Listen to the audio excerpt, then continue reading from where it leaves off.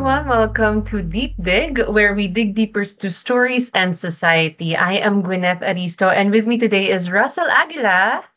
Hello, Russell. Ayan. Hello. So, this is actually a new show na ipopost natin sa digital, no? So, I'm very excited for this.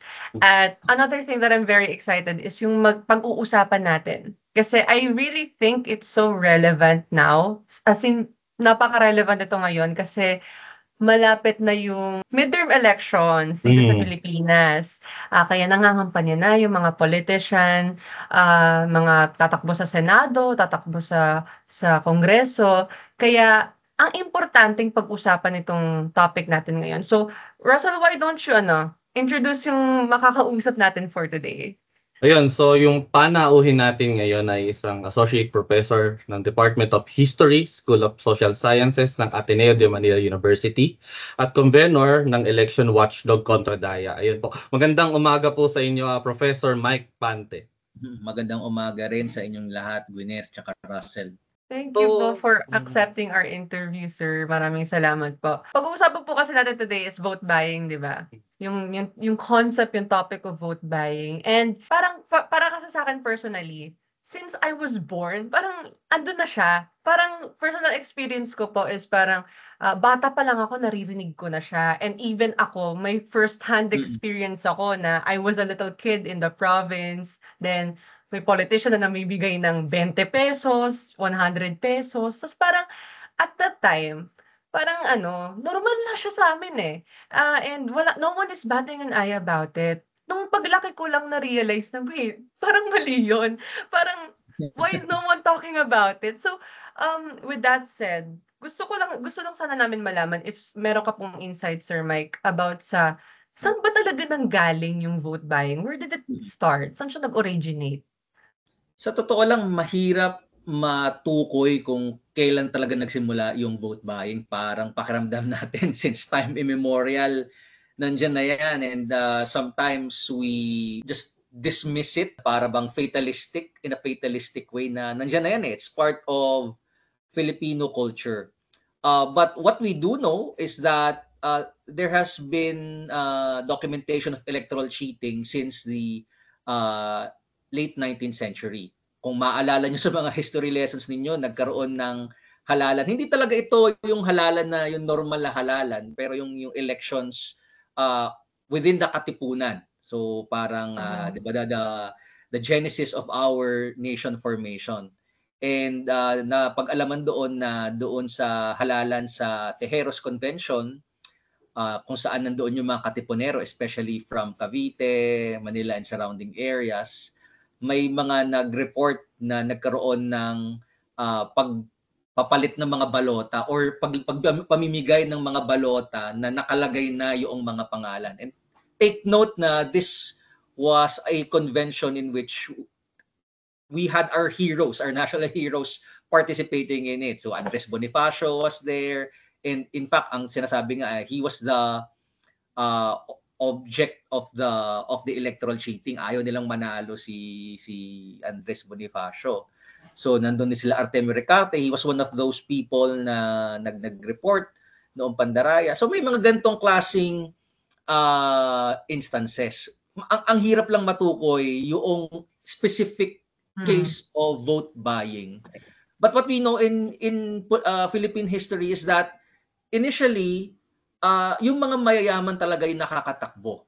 And I think yun yung mahalagang ingredient. It's a key ingredient in vote buying. What we normally don't talk about in relation to vote buying is the highly unequal relationship between those who run for office and those who vote. Kasi madalas ang nangyayari, those who run for office are people with so much wealth, so much power, and those who are vulnerable to vote buying are the ones with, sabihin na natin, di ba? Walang masyadong pera, walang masyadong kapangyarihan. And at the start of our history as a young nation to be, halimbawa noong early 1900s, yung sakop pa tayo ng mga Amerikano, there was a clear, explicit provision stating na yun lamang mga nakapag-aral, those who are literate, either English or Spanish, yung mga may certain acreage,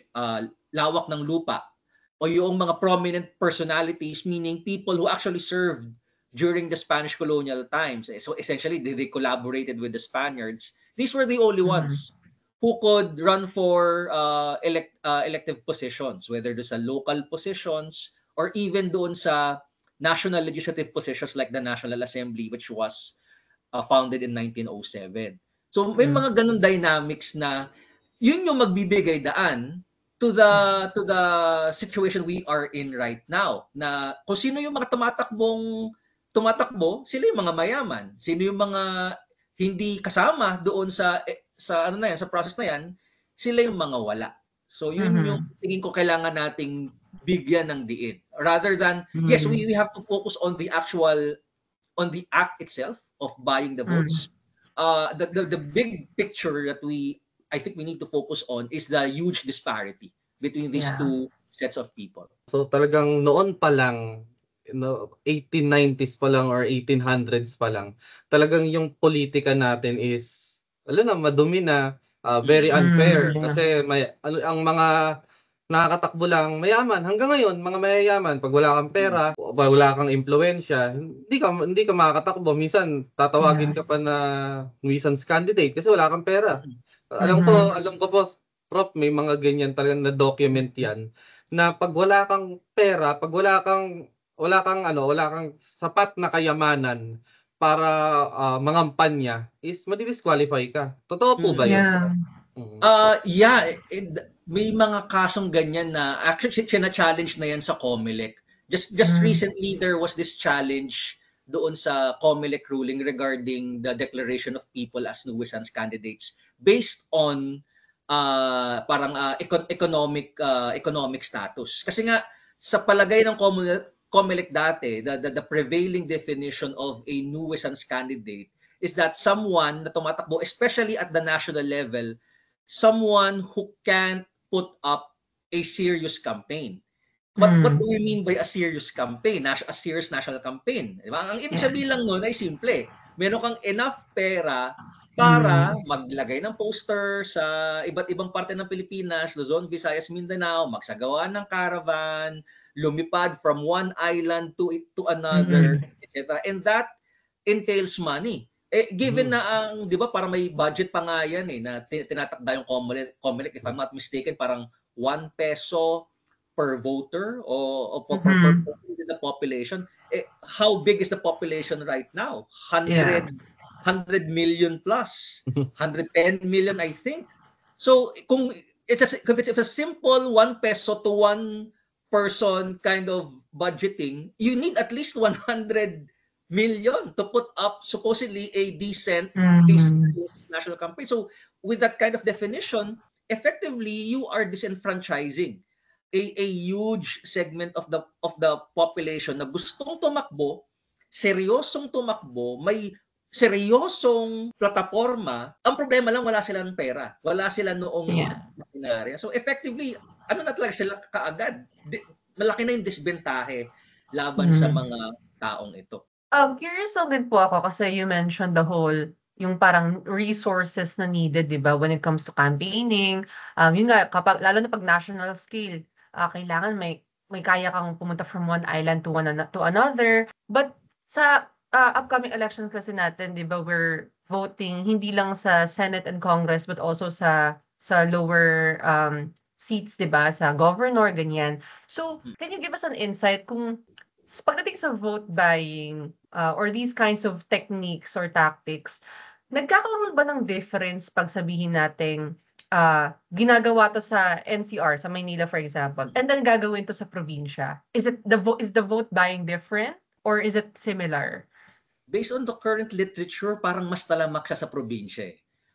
Here in Metro Manila, given the I think relatively better socio-economic conditions. Kung saan, sige, pag magtrabaho ka, more or less, meron kang maayos na sweldo, bagamat the wages right now, even in the so-called decent jobs, they're stagnating. But that's relatively speaking compared with the situation in the provinces. Talagang very, very little economic Yeah. opportunities. Halos wala ka talagang makuhang trabaho. So in that kind of situation, at 'di ba, in relation to what I already mentioned earlier, ang sistema naman dito, it takes advantage of this systemic disparity between the haves and the have-nots. Na dahil nga sa probinsya, mas malaki yung agwat sa pagitan ng mga tumatakbo na madalas ano naman sila, madalas mga landlord, mga taong Yeah. may kapangyarihan, well-entrenched families. You know, the classic telenovela Yeah. scenario, 'di ba, na anak ng mayaman, tapos para pagmamay-ari niya yung buong bayan. Mm. Tapos yung mga tao sa paligid niya sobrang hirap. Mukha siyang stereotypical teleserye plot, but in many cases, yung mga stereotypes na yan, it's actually based on Totoo. reality. Maraming Yeah, mga totoo. probinsya na ganyan talaga. That's the reason why pumapatok yung mga ganyang klaseng telenovela, Mm. teleserye. So I think it's based on the current literature, and I think also based on my observation. Talagang mas rampant siya sa mga probinsya, especially with the fact na in the provinces, state surveillance and accountability when it comes to committing crimes is much less compared within Manila. That's true. Kasi sa Manila, Yeah. gumawa ka lang ng maliit na sabit, it can be magnified. Yeah. Yung SUV mo, pag tumawid yan pag dumaan yan ng EDSA busway, kasi hodang Yeah.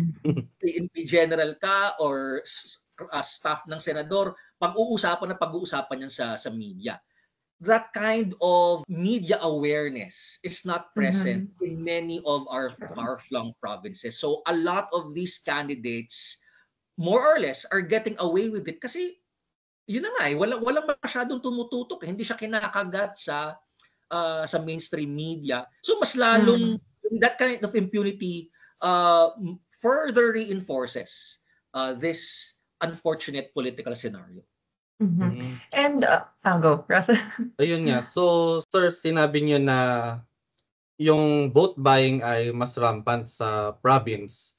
So, sa tingin niyo po ba, dahil po ba yun sa mas persistent din yung utang na loob culture sa mga probinsya, or hindi dahil sa utang na loob kaya sila tumatanggap ng pera sa vote buying? Hindi ba dahil maaari bang dahil sa natatakot sila? Kasi sinabi niyo nga po, pag sa Manila, pag may ginawang sabit yung isa, nagma-magnify, nababalita kaagad. Pero sa probinsya, kapag may ginawang mali yung politiko, hindi siya namamagnify. Yeah. Tingin niyo po ba, isa ba tong utang na loob, issue ba to ng utang na loob, o issue ba ito ng takot?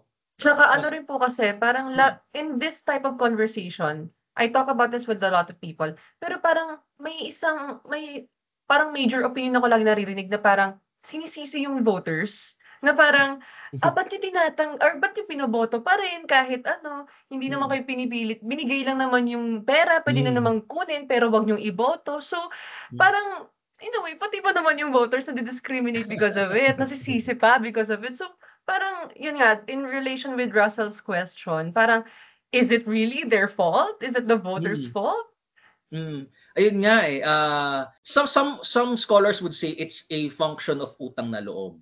And to some extent, nakikita ko yung kung saan sila nanggagaling. Given that, especially in the provinces na yung dynamics, yung feudal dynamics ng meron ka malaking landlord, tapos marami doon sa mga tao living within that town ay essentially nagtatrabaho under the landlord na isang tenant, kasama, at kapag hindi ginawa ng kasama o ng peasant yung gusto mangyari ng landlord, merong mga repercussions involved.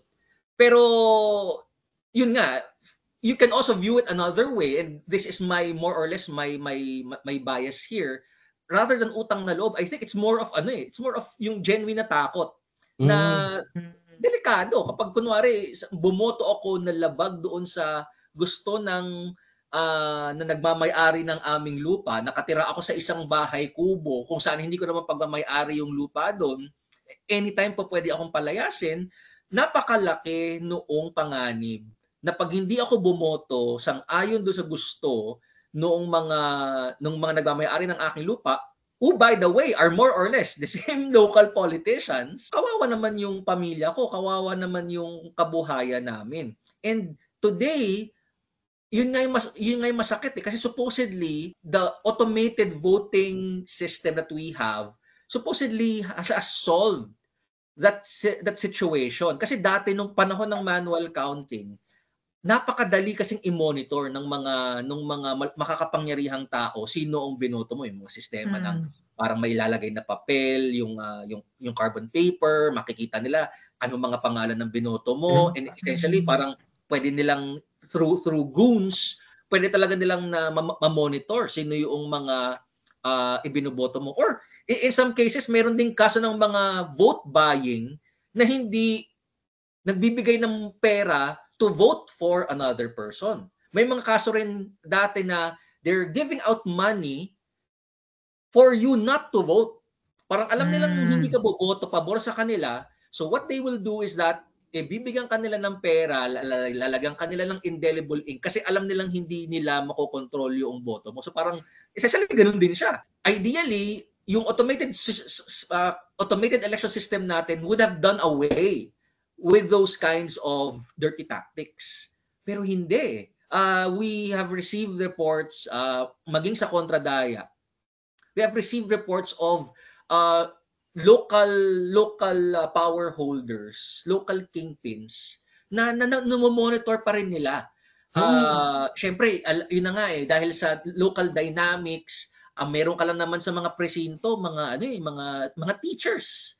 Very, very vulnerable teachers na madaling iharas, hindi naman sila makakapangyarihang tao. So kahit na meron kang tao doon na nagmo-monitor on behalf of COMELEC, kung alam nilang may mga goons doon, ang dami po pwedeng mangyari. I think yung simpleng pagdadala lang ng cellphone, tapos pipicturean mo yung boto mo, makikita nila, binayaran kita for this, binoto mo ba yung binoto ko? Ayun. Madali nilang monitor. So hindi po pwedeng sabihin na sige, tanggapin mo na lang yung pera, pero wag mong iboto yung bumibili ng boto. It's not as simple as that, especially in the provinces in which yung population levels is very, very low compared with yung population sa Metro Manila.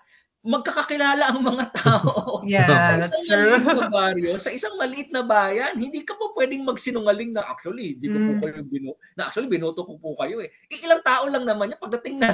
Pagdating ng counting, ng canvassing, malalaman nila, teka, parang hindi nagtutugma yung ito yung ine-expect natin na boto, bakit di natin nakuha yung boto? It's very easy for these warlords, local power holders to monitor who is voting whom dito sa mga itong klaseng maliliit na mga barangay. So hindi siya, we cannot pin the blame on voters kasi sila ay vulnerable at sila ay biktima sa lahat ng to. Yeah, exactly po. Kasi kahit ako personally, naiinis ako pag parang sinisisi pa yung voters and they're the ones at risk in this situation, di ba? But I think you mentioned, sir, something na gusto ko rin sanang i-explore. Yung parang hindi lang traditional vote buying, di ba, yung ginagawa. Kasi ang alam natin pag vote buying is may kakatok sa pinto mo, bibigyan ka ng pera, ito ang iboto mo, or kaya wag kang pumunta sa presinto para bumoto. But I wanted to know, meron bang iba-iba pang versions ng vote buying na hindi lang itong traditional way of money ang ginagamit? Kasi baka there are other ways na hindi lang purely or specifically pera ang binibigay sa mga voters para i-persuade sila na na yung politician yung iboto. I think, Russell, you can elaborate with that pagdating sa ganun, no? Kasi may mga ulat dati na minsan ang pinapamigay drugs daw.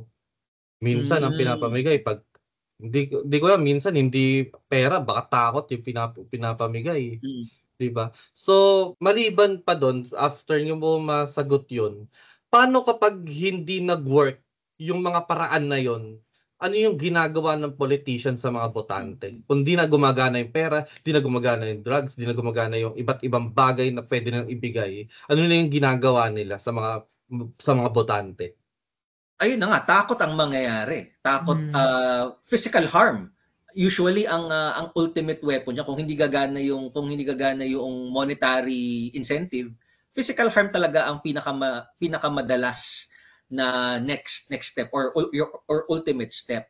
And hindi lang ito nakatarget sa mga botante. We should also be aware that this kind of coercive tactic, nangyayari rin siya between candidates. At muli, papasok dito yung point na, sige, sa local elections, parang mas pantay yung sitwasyon. You don't need to put up a national campaign. So, you would think na people from humble beginnings with humble backgrounds are more or less on an equal footing with local power holders. Kasi maliit lang na bayan yan, kung tamakbo akong mayor, kalabanin ko yung long-standing political dynasty doon sa amin, mas kakayanin supposedly kasi hindi ko kailangan ng milyones to run a nationwide campaign, local campaign lang.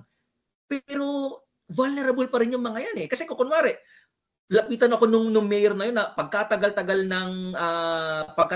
ng tumatakbo at mayor or governor doon sa bayan namin, tapos tatakbo ako na isang Juan de la Cruz na wala namang masyadong kapangyarihan, halimbawa isang simpleng teacher, gusto ko ng pagbabago, tatakbo ako, kung sampalin ako ng 1,000,000 piso, ito, wag ka nang tumakbo. It's also a form of quote-unquote vote buying. Kasi pag umatras ako sa election, it's essentially depriving the electorate another viable option.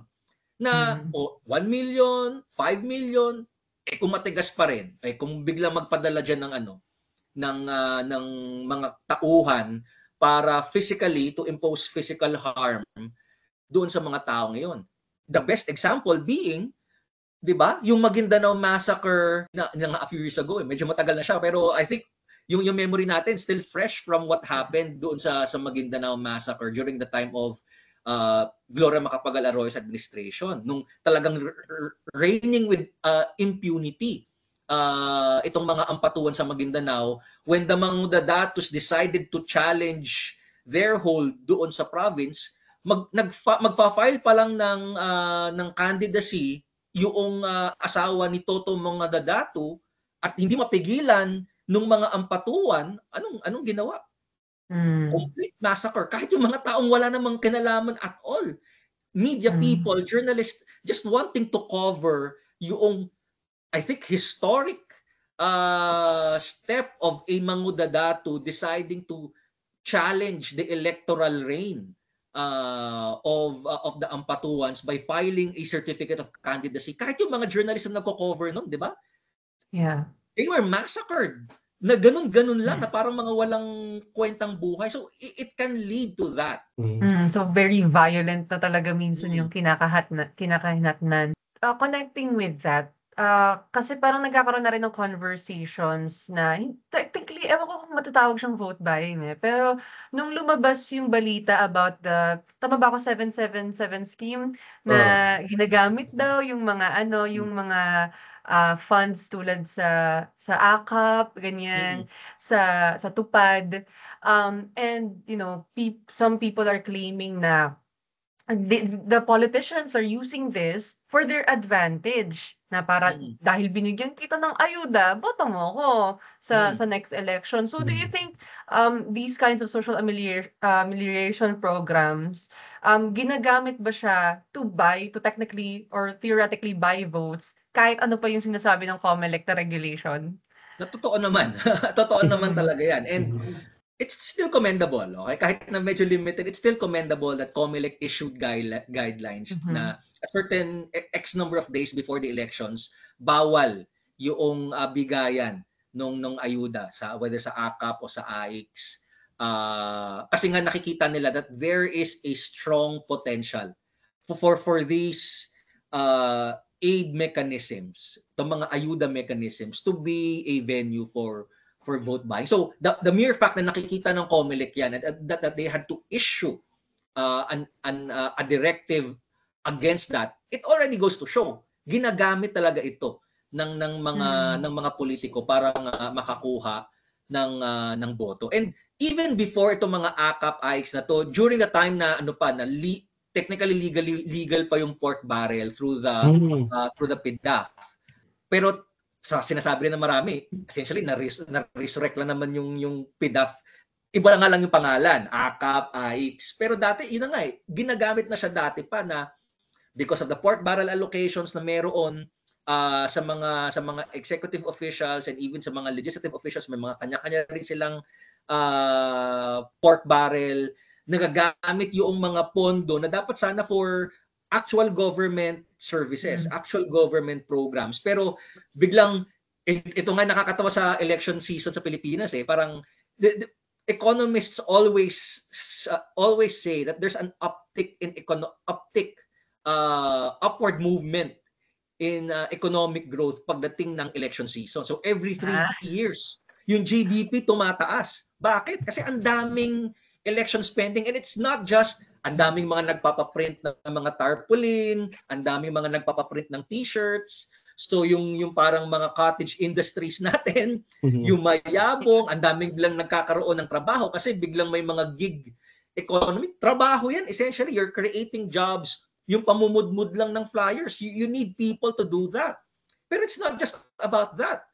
Hindi lang ito yung sa simple campaign strategy na yung traditional campaign strategy, pero yung mga government spending. Parang anong nangyayari, mahahalal ng mayor, the first 2 years, nakatanga lang siya, happy-happy, nagpapaganda, nagpapapogi, nandun sa bahay, hindi mo mahagilap. Pero come campaign season, pag doon sa 3rd year na at magkakaroon na ng halalan, ayan na, lahat ng mga kalsada ipapagawa. Kahit nga yung mga kalsadang hindi naman sisirain para magkaroon ng proyekto. And that's the reason why meron din COMELEC directive against these kinds of projects being conducted just a few days prior to the election. Kasi alam nga nila na yung mga ganyan kasimpleng taktika, very effective yan. Kasi sabihin mo lang, paggawa ka ng kalsada, paggawa ka ng tulay. This is a project courtesy of Mayor blah blah blah blah, of Governor blah blah blah blah. That is already a form of electioneering na, ang galing ni Mayor napapagawa siya ng kalsada, waiting shed, basketball court. That's free campaign materials na hindi ka gumagamit ng sarili mong pera. Ginagamit mo yung pera ng taong bayan. And that is clearly a form of cheating. Curious lang din po kasi, like I said before, I came from a province na sabihin na natin may talamak na political dynasty doon for so many years. And nung doon pa ako nakatira, yung parang every time something is built, yung color, yung pangalan nila, kumari waiting shed, andun mismo naka-built sa konkreto ang kanilang pangalan. Yes. So parang, hindi mo matatakasan kahit saan ka pumunta. And imagine, napaka-remote no, nasa dulo kami ng ilog, pero kitang-kita siya. So, do you think it's time na magkaroon ng clear na batas? Kasi I don't think merong clear na batas pagdating sa paggagawa, lalo na when it's your term naman, 'di ba? And your project. Pero should we parang prevent these politicians from, talagang yung talamak ng pinapakita yung kanilang pangalan, yung color man nila or whatever kind of sign na it's their project daw, kahit sabihin taxpayers naman talaga yung nagbabayad doon, 'di ba? So, do you think it's time for that? Ang sagot ko diyan do you also expect these legislators to come up with the law preventing political dynasties kahit ang nakalagay yan sa 1987 Constitution? Or do you expect these legislators to come up with a law preventing yung party list system from being occupied by non-marginalized candidates? Hindi mo aasahan yan. So, magandang initiative yon. Sana nga magkaroon ng ganong klaseng batas. Essentially, parang anti-EPAL law na kapag nagpagawa ka ng kalsada, paggawa ka ng project, hindi mo po pwedeng ikabit yung pangalan na iyan sa incumbent official. May mga mangilan-ngilan ng mga local executives na ginagawa yan consciously, ayaw nilang dinidikit yung mga pangalan nila to projects. Kasi nga, out of delicadeza, na pera ng taong bayan yan, hindi yan nanggaling sa sarili kong bulsa. But how many are these politicians in existence? Baka mabibilang nga lang natin sa iisang kamay yung mga ganyang klaseng politiko. The rest ay, ayun, pare-parehong ikakabit talaga yung mga mukha nila doon sa mga bagay na yon. So, ganyan din ginagawa ng mga nakaupo sa House of Representatives. Ganyan din yung ginagawa ng mga tao na nasa Senado. Diba? And these people are also connected doon sa mga local officials na nakikinabang sa ganyang klaseng kalakaran. Yung senador, meron siyang anak o asawang gobernador, mayor. Do we really expect these legislators to come up with proper legislation to effectively ban such practices? Hindi natin naaasahan yung kasi nga dynasties na yan eh. Hindi lang ito parang mayoralty position being passed on from one generation to another. Sabi nga nung isang study ng Ateneo School of Government, what we have right now are fat dynasties rather than thin dynasties. Na imbis na intergenerational, sabay-sabay. Meron ka nasa national position, meron ka nasa provincial, meron ka nasa local, and yung dynamics sila mutually reinforcing. So kung gumagana yung mga ganyang klaseng taktika on the ground sa local level, do we really expect their relatives in the Senate, in the House of Representatives, to create pieces of legislation na will go against their vested interests? I don't think so. So it's an uphill battle, to say the least. Oo nga po, no, Prof. Kasi parang napapansin ko ngayon, dati, yung mga political dynasties na yan, nasa local lang sila. Yung magkapatid, mag-asawa, magkakamag-anak. Pero ngayon, napapansin ko na umabot na siya sa national, na kahit sa Malacanang merong magkapatid, sa Senado, may mga magkapatid na rin, and then sa Congress, hindi na malaman kung ilan sila magkakamag-anak doon kasi meron doon nasa representante siya ng representante siya ng distrito niya, tapos meron din siyang yung kamag-anak niya representante rin ng party list. So sa palagay niyo po ba, sir, ano yung nagiging motivation ng mga politiko na to, na parang yung garapalan na ginagawa nila to, minsan handa na silang pumatay, namimigay na sila ng pera, ginagawa nila lahat ng pwede nilang gawin sa para makuha lang nila yung matamis na boto ng mga botante. Sa palagay nyo, ano kaya yung maliban sa pera, sa palagay nyo, ano pa po yung motivation nila para gawin to? Sa akin parang pera naman talaga yung yung main motivator. Meron ka bang ibang possible motivator? I don't think they really care about prestige or yung clout. Clout is okay kasi it can be translated into money. So everything boils down to monetary reward. Kasi ultimong sa social media nga, you can monetize your clout eh. So it's really all about money. Ginagawang negosyo yung posisyon sa gobyerno. Sa literature nga, ang tawag natin dyan bureaucrat capitalism. Burokrata capitalism.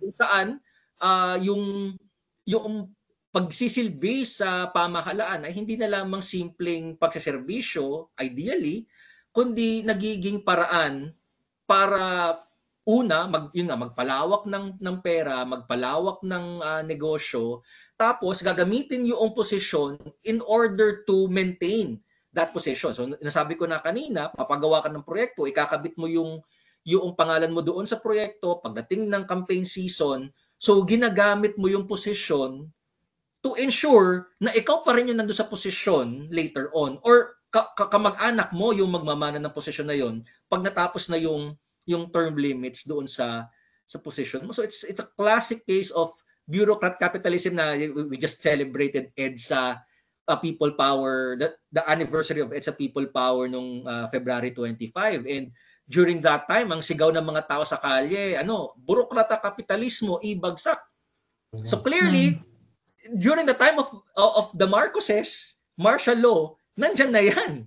Hindi a recent phenomenon. The problem is nagpapatuloy siya hanggang ngayon. Or doon sa 1987 constitution natin, which actually says something about political dynasties, that we ought to ban political dynasties. So sinasabi doon na even before 1987, meron ng ganoong klaseng concern yung mga framers of the Constitution na nagpapasa-pasa lang yung kapangyarihan from one family member to another. So these political dynasties are actually not a recent thing. Panahon pa lang ni Marcos, actually panahon pa lang ng mga Amerikano eh. If you think about it, if you read our history books, marami sa mga probinsya natin sa Pilipinas, yung mga nahalal dyan nung American colonial period, these are the same surnames na makikita natin at nakakatawa, na nakalulungkot, na pare-parehong mga apelyido. So this is your classic case of a political dynasty.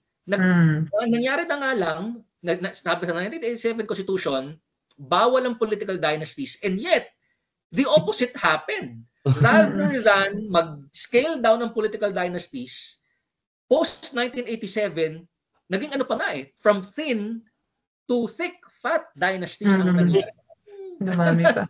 Anong sitwasyon nito? It's all about money kasi napakalaking pera talaga ang involved pagdating sa pagkakaroon ng pwesto sa gobyerno. Sa palagay nyo, Prof, yung political dynasty ba is lumala dahil sa fault ng 1987 Constitution or may iba pang dahilan kung bakit siya lumala ngayon? Ayaw kong sisisihin yung 1987 Constitution. Bagamat may pagkukulang din in the sense na hindi ito naglagay ng malino na mekanismo. Sinabi lang niya na dapat magkaroon ng batas preventing the existence of political dynasties. Ang inaasahan kasi doon ng mga framers of the 1987 Constitution, the succeeding congresses mag-e-enact ng enabling law. At yun yung malaking kulang eh. Nakalagay sa Constitution, but there is no enabling law. At yun yung problema actually sa marami nating mga constitutional provisions. If you think about it, the 1987 Constitution, yes, it's not perfect, pero ang dami rin yung mga magagandang gustong mangyari para sa Pilipinas. Halimbawa, yung party list system. It's actually part of the 1987 Constitution, but it took quite a while for it to happen kasi nag-aantay nga ng enabling law. So, nung karoon ng enabling law, I think 1998 na nagkaroon ng unang party list election. So, that's a span of what? More than 10 years from 87 to 98. So, fortunately sa party list nagawa, unfortunately, hindi naging maganda implementation niya sa dulo. So, yun din yung siguro sagot ko sa pagdating sa political dynasties. It's really all about the implementation. Kasi pwedeng magkaroon rin tayo ng enabling law. Malay natin, pwede naman mangarap, pwedeng magkaroon ng enabling law banning political dynasties. But how will that be implemented? Isa pang ibang bagay pa siya. So the same thing na kailangan natin magbantay na wow, meron na tayong party list law. Wow, by 1998, consistent meron tayong party list elections. But look at where we at right now. Yung party list system is essentially a backdoor for political dynasties. So ayokong sisihin 1987 Constitution, and I don't want to put my hopes lahat doon sa isang enabling law kasi it's all about how will these people implement an enabling law once it happens. Isa pang malaking bagay yun na kinakailangan nating pag-usapan, especially if the people implementing the laws are the ones na tatamaan ng political dynasty. Kasi sino mag-i-implement ng political dynasty, anti-political dynasty provision ng 1987 Constitution? Yeah. It's the same set of politicians. So pwede magkaroon ka ng batas, but it's a toothless law na hindi naman mai-implement ng maayos. So wala rin. Curious lang din po pala ako, real quick lang. Kasi I think yung public opinion din is very important when it comes to this, right? Sa perspective ng public pagdating sa voting, sabihin natin vote buying, political dynasties. Do you think yung perspective ngayon ng taong bayan nag-change na siya from before? Kasi like what I said kanina, 'di ba? Parang nung bata pa ako, sobrang normal nung vote buying na no one really is nagrereklamo kasi may 100 pesos ibibigay sa'yo for the day, may pambili ka ng bigas, sabihin natin. So, walang nagrereklamo, pero ngayon, dun sa same province ko, nagagalit na sila dun sa politician. Yung mga kilala ko before na tumatanggap ng 20 pesos ay ngayon, hindi na daw siya iboboto. So, do you think this change is happening in a nationwide scale? And is it effective? Ah, hindi ako masyadong optimistic, to be honest. Kasi pwede ring magkaroon ng deep-seated resentment, parang negative sentiment. And if you monitor social media, actually makikita mo yan ang daming mga nagagalit sa mga political dynasties, ang daming nambabash dito sa mga politikong ito na hindi pa nga nagsisimula yung campaign period. They've already spent more than $1 billion in campaign spending. So, but if you take a look at the surveys, ito pa rin yung mga pangalan na lumalabas. So what's really happening? Akala ko ba galit yung mga tao sa mga politikong ito, pero parang sila pa rin yung mga nandoon. And I think ano pa rin siya, it's still a matter of translating yung galit ng mga tao papunta dun sa kung sino yung iboboto nila. Kasi malaking talon pa rin yun eh. At hindi yun ganoon kadali. Pwede kasing nababatrip ako sa kandidatong yan, pero sige na nga, iboboto ko pa rin kasi siya yung familiar sa akin. Siya yung kakilala ko. At nandoon pa rin yung mentalidad na parang ayoko namang sayangin yung boto ko sa isang okay sanang kandidato, pero pakiramdam ko matatalo siya. So, why waste my vote? Kung matatalo rin lang naman yung supposedly magagaling na politiko. Aside from the fact na meron ding sentiments na bumoto nga tayo ng ibang mga pangalan, pero yung mga ibang pangalan naman na yan parang ganun din naman ang nangyari. Or yung halimbawa from a historical point of view, medyo nababagabag rin ako with the framing of some na nung panahon halimbawa before martial law, yung mga senador natin, ganito yung mga stature nila, mga abogado, professionals, mga taong maalam. And then look at our Senate right now, look at the House of Representatives right now, mga artista, mga kung sino-sinong komedyante, ganyan. Pero from a historical point of view, kung iisipin mo, hindi rin naman ganoon nagbago drastically yung sitwasyon ng mga Pilipino nung panahon na hindi pa naman siya napupuno ng mga artista. So if I'm the voter and I see that kind of situation, boboto ba ako sa matalino? Hindi naman siya, it's not a one-to-one correspondence sa porket bumoto ko sa matalino, porket bumoto ko sa matino. That will lead to a much better life. I think we also need to consider na sa utak ng maraming tao may complex way for them to determine sino yung iboboto nila. And I think a lot of this epekto rin halimbawa nung mga structures within their community, within their environment na hindi affected ng election cycles. Kasi sa atin, nag-iisip tayo in terms of election cycles in 3 years, in 6 years, magpapalit na tayo. So let's try to vote for the more competent ones, the more decent ones. But in reality, people do consider yung mga systems, structures that are not affected by the 3-year election cycle. Halimbawa, simbahan, religious affiliation. Hindi ka naman bumuboto ng tao sa simbahan. But if your religious denomination teaches you na ito yung kailangan nating iboto at ito yung hindi natin dapat iboto, di ba maapektuhan rin yung paraan mo ng pagboto? Or let's say yung economic systems in your locality. Halimbawa, meron nung isang malaking farm na yung negosyo nila has a huge influence doon sa mga local politicians. They're not affected. Diba? Landlords, big businesses, they're not voted into power and yet they exercise a lot of clout over these local politicians. Nag-iisip rin ng ganun yung mga botante na ito hawak to ni ganito, ganyan. Bakit ko sasayangin yung boto ko sa ganito? May mga ganun din tayong dapat isaalang-alang, and not just the roster of candidates sa pagpipilian natin. A lot of behind the scenes na nangyayari sa elections are determined by structures that aren't affected by the 3-year election, by the 3-year cycle of our elections. So sa makatuwid, sir, ang botante binibili ng politiko, ang politiko binibili ng mga negosyante. Ganoon ang nangyayari. Actually, pwede mo sabihin. Parang Pwede mo ganoon sabihin na nangyayari. ganun. Kasi binibili na, parang sa vote buying kasi, binibili mo yung pabor ng ng botante. Ganoon din, parang siguro ganoon din yung nangyayari sa mga sa mga politiko, saka doon sa mga negosyante na mga mayayaman, di naman siguro sabihin natin iba yung mga iba-ibang negosyo. Binibili nila yung pabor ng politiko. So, yun nga pala, may tatanong ako kay Gui. Kasi, sa experience mo, kasi alam ko yung mga politician na yan. Sa palagay mo, di ba iba-iba sila magkakamag-anak? Ano yun? Kapag pag namimigay ba sila ng pera, isang lang yun, isang amount lang yun, tapos lahat sila automatic dapat iboto mo?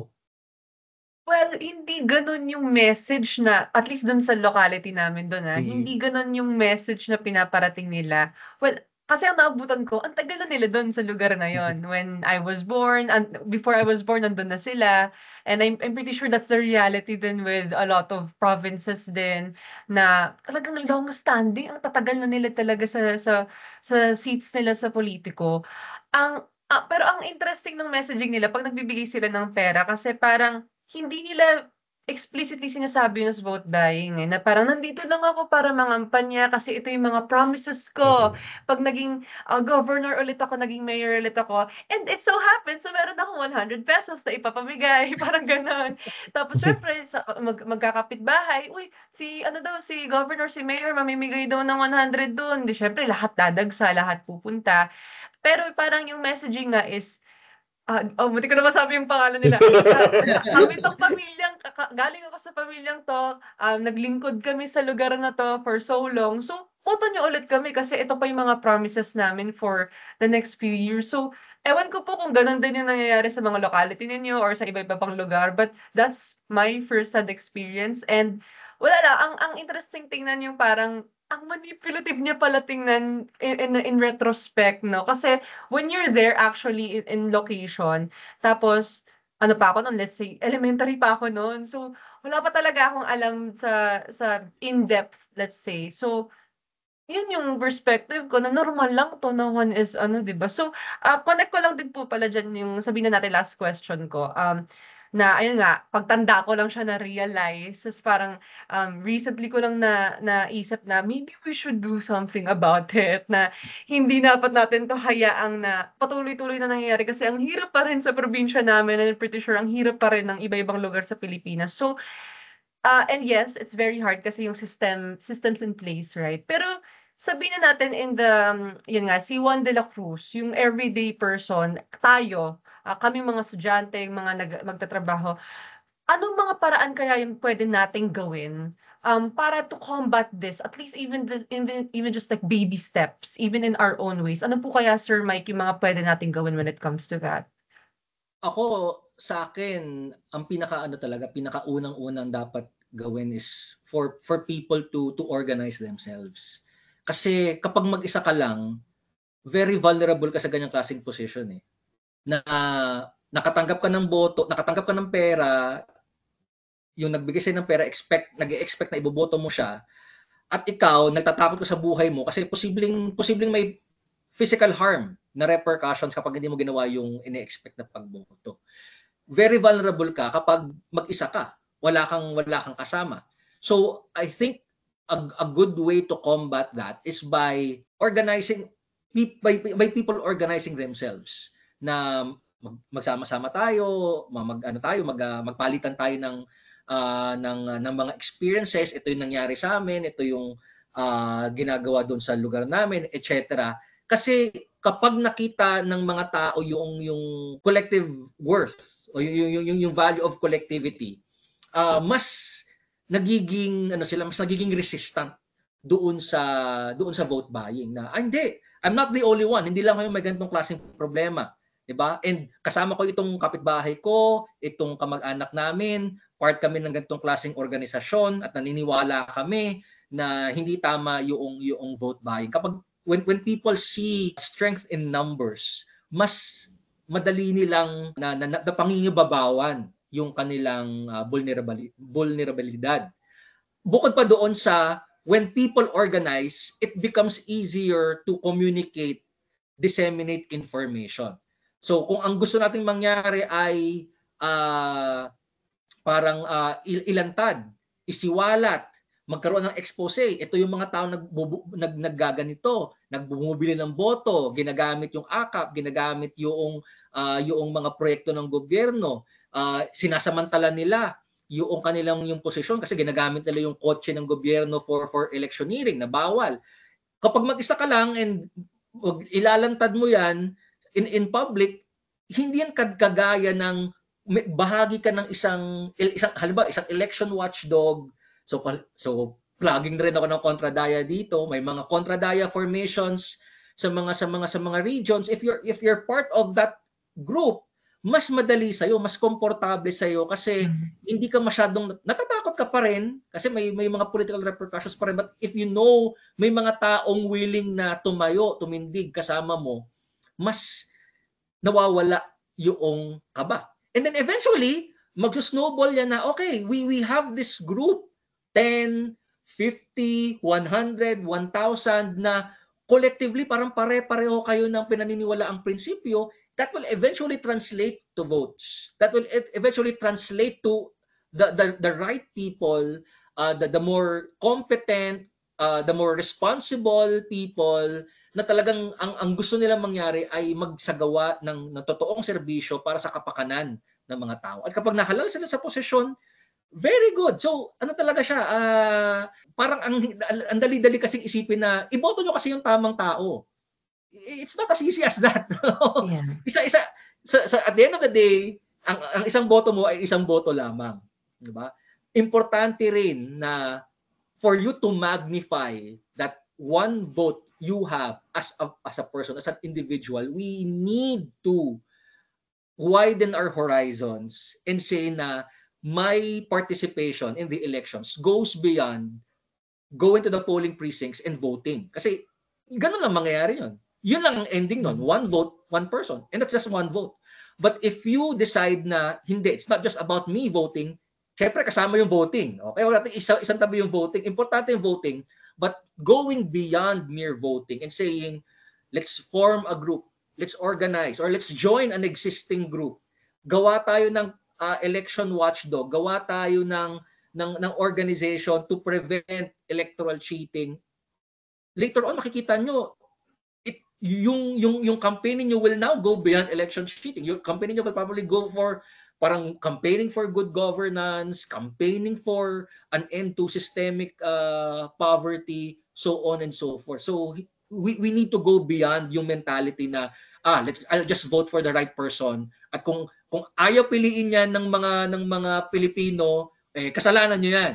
Di ba? Parang binoto nyo yung mga maling politiko di pagdusahan ninyo. Basta ako, alam ko, I voted for the correct person. Diba? Parang it's a counterproductive kind of mentality. We need to go beyond that kind of mentality.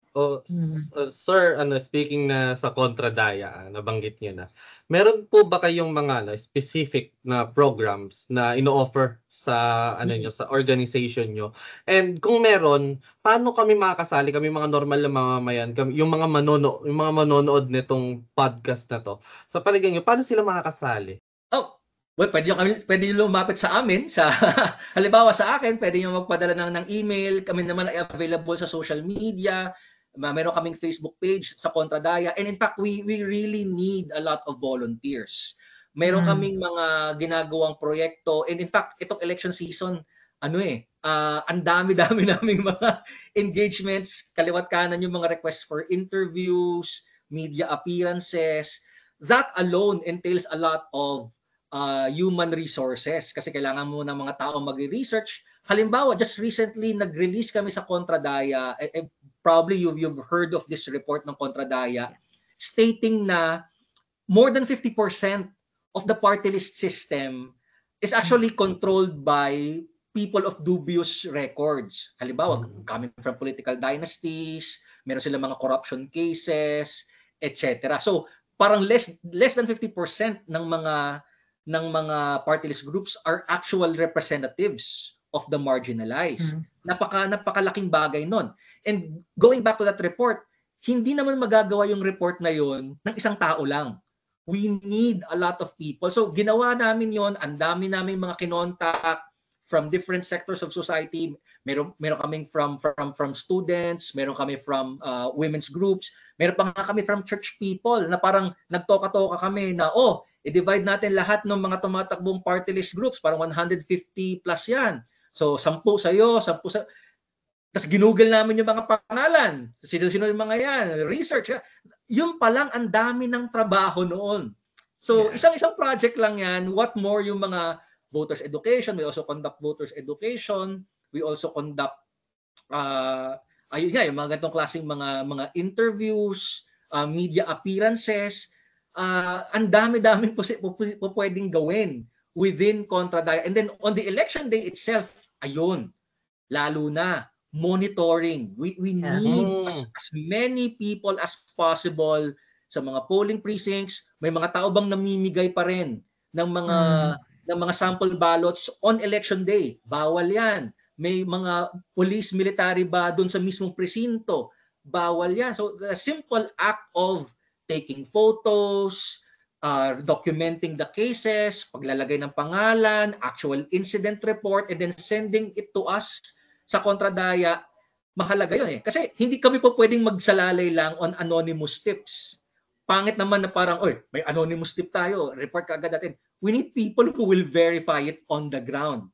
And that means we need people na reliable. Kilala namin. May muka sa amin so that when we appear sa TV, sa radio, we can actually say with certainty na this has been verified. Hindi kami na fake news sa mga ganitong incident reports namin.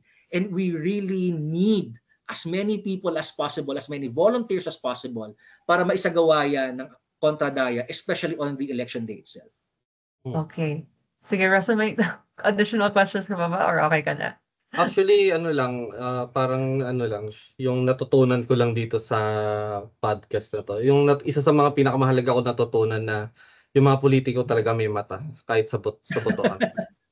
Kasi akala ko, kasi yung bago naganap tong interview na to, sabi ko, oo nga, kasi baka lang yan, hindi naman nakikita ng mga, politiko yung balota eh. Pero doon sa sinabi ni Prof, hanggang ngayon pala talaga rampant siya na nakikita pa rin ng mga So hindi nga natin pwede sabihin na utang na loob to. Kasi syempre takot din. Syempre rin yan, parang napaparanoid din yung botante na tinanggap ko to. Ang problema kasi diyan, paano pag tinanggihan mo yung pera?